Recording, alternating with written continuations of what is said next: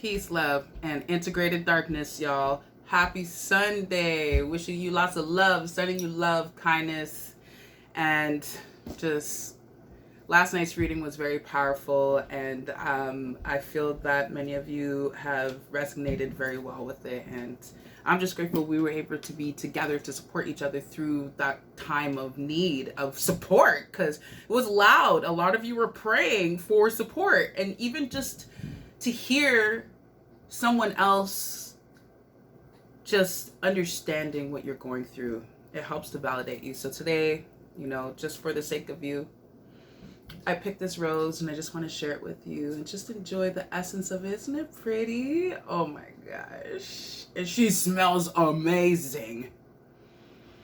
Even my daughter was like, oh. So we have to get kind of straight to the point today because I have a few things that I need to do and run around. And I did say that I wanted to do this reading early so that y'all don't get missed out. So I got a lot of downloads and we might pull a few cards just to see what happens, but we might just go through the downloads. So, loud download.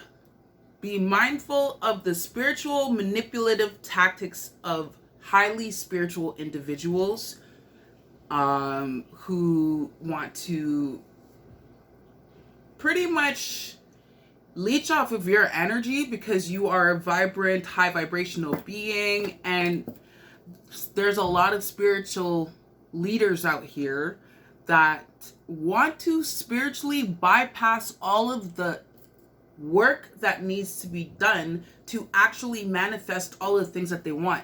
This is what happens when people allow their ego to lead them in their life. They start to do dark things from the hurt version of themselves. So it's not to say condemn these people 111 on the clock, but it's more so to be aware of it, to protect yourself so that you can continue to evolve on your journey without interferences from others, okay? Be mindful of, so I'm going to just pretty much give you a list of some of the things that you want, that a person like this, their attributes. I'm speaking this from experience, and I'm also speaking this from the downloads that I got. And I pray that this brings you some clarity, and honestly also really empowers you with the awareness to be like, oh, so that energy, that wasn't fake, that was real. Like I picked up on that and I was right. Kind of just like confirmation. This is confirmation for anyone who's in need of it, okay? Be mindful of the fact that they try to love bomb you. All of a sudden, just want to pour on you, spend money with you. They want to spend time with you without having a sense of boundaries, and they don't have boundaries with themselves. Okay? How to spot a spiritual manipulator. They see your gifts, but don't directly support your gifts. They say they will, but they don't. Yet they still try to play interested in you, or they find a way to stay close to you or stay connected to you. That is our red flag. Ding, ding, ding, ding, ding, ding. I don't have my whistle. I'm going to get a whistle. I'm getting a whistle because I realize I'm whistle blowing on these unfortunately really hurt people that want to hurt others. But the fact of the matter is it's not okay. So everybody needs to do their healing. They read your energy, like pull cards or start telling you about what they see within you without asking you your permission. It's spiritual invasion. And here's the thing. When someone does that to you and you don't call them out right away, you've given them permission to your energy. And highly spiritual individuals are aware of that, and they hope that you don't say anything, because by you saying something, you close them out completely. So it's important for you to be vocal about the fact that you're aware something is shifty and off. And if it means that you have to take space from that person and get the clarity that you need, and then go back and state your place and how you feel in terms of your boundaries with that person and that you didn't like how they did that, their response will tell you a lot too. But some of them play like they're just like, oh, that's okay. Well, that's really good that you speak up for yourself like that, you know, and no. But then they move on. They don't want to really dwell on your winning and your evolution, your growth. Your growth actually threatens their ability to control you. Just putting that one out there. Can't keep eye contact for long. That's a big one. Because the thing is that eye contact, our eyes are the gateways to our souls. And everybody has a soul. And everybody has source within them. A source of light and a source of darkness, right? And the thing is that you can't, it's actually physically impossible for the body to lie. So even if the mind is telling the body to lie, the body can't lie. So essentially, when someone's communicating to you and you're connecting with them through eye contact, and you notice that a lot of the time they don't, because we have our moments when we're looking around while we're talking. I do that even with camera. It's just because we're looking in our mind. That's different. But there's a different type of discomfort in actually connecting with you. They will look at you in your eyes if you're talking about something traumatic, or if you may be revealing a weakness to you, because they really want to know those things, because those things help them to get to you the way that they want to get to you spiritually, right?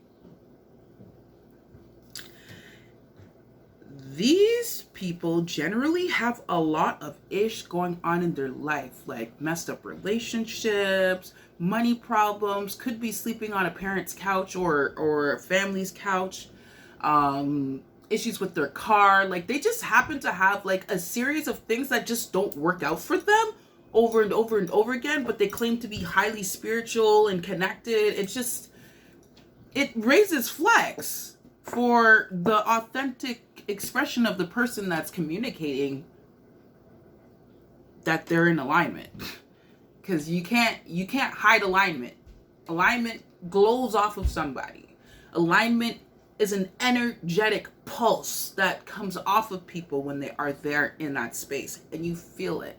And that energy brings you joy. It brings ease. It makes you feel comfortable. The other energy, on the other hand, makes you question. So I just want to let you know, if you have moments when you feel like you need to question it. Ask questions, y'all. I'm seeing 111 on the same clock again. Okay, angels, we know, we got this. Yeah, we gonna teach them, we gonna tell them, they gonna know. Because we ain't playing with these low vibration notes no more. We ain't playing with those low vibrations no more. No, we done. We all the way done. No, we so done. Anyways. Claiming or bragging about their spiritual gifts.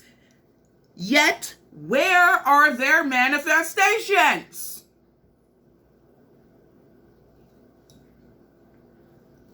And I'm not saying letting people know that you have a gift and you want to share it with others as an offering to community. I'm talking about people who brag about it to make it seem like, yeah, I just got this and I can do that and I'm just so great at this and yeah, and I got that. Okay, so you feel like you need to prove something to somebody.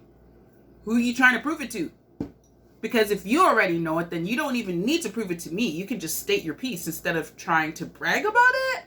There's a different kind of energy. Just pay attention to those subtle energies. The subtle energies are actually telling you really loud things. Pay attention to it. You start noticing you're lacking interest in the things that you were excited for and about. You may be lacking interest. You may all of a sudden have had this great routine for 6 months, but you meet this person and now all of a sudden you're not getting up on time to go and do your run. You're not putting the right minerals and stuff in your body. You're like lethargic and tired, all of a sudden just totally unmotivated. That energy right there is the signal that your energy is being siphoned from you to that person.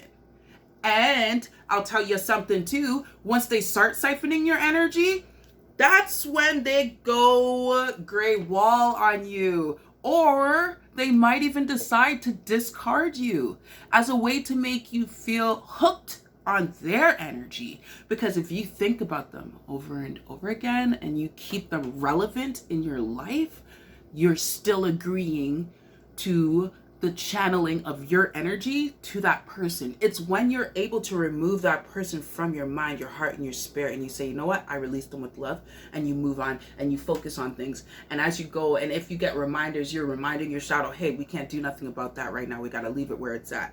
I feel the angels tell me to wrap it up. So we're going to wrap this up with this last thing. Joy is short-lived with these people. They rarely smile and possibly looks really tired and beat up, even with makeup on. These people, they have a hard time sleeping. They have lack of love for themselves. They allow people to treat them with disrespect. Those are other things that you got to be totally mindful of, okay? And genuinely loving and accepting of you and who you are and your story, and not feeling like they need to fix you or share with you what you need in relation to actually helping you grow, and not just to, again, make it seem like their power is what you need kind of thing. Because we all have our inner healer, and I just want to remind you that you have the ability to heal thyself. Check out my podcast. It's on Spotify. It's called My Healing, My Business Podcast. And I share a lot of information there. I even get a little personal. I'm going to start singing on there. I'm sharing my poetry and everything. And I really, really, really feel like this manifesto is going to be beautiful for the collective in terms of our general overall healing. When I heal, you heal. When you heal, I heal. When we heal, we all heal together. I love you.